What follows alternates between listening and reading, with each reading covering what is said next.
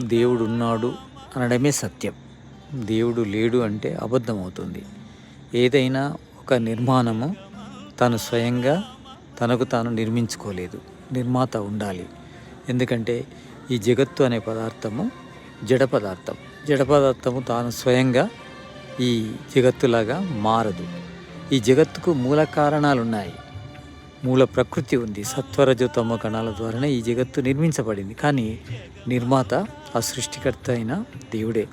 అతడు సర్వాంతర్యామి, సర్వజ్ఞుడు, సర్వశక్తివంతుడు, సర్వవ్యాపకుడు కనుక ఈ జగత్తును ధరించాడు, ఈ జగత్తును నిర్మించాడు. ఈ జగత్తును నిర్మించి ఈ జీవుల ఆనందం కోసము వేదజ్ఞానాన్ని ఇచ్చాడు. ఎందుకంటే అతడు దయాళువు కనుక, అతడు న్యాయకారి కనుక మనకు రకరకాల సుఖాలను ఇస్తున్నాడు. మన ఆనందం కోసము అనుక్షణం ప్రయత్నం చేస్తున్నాడు.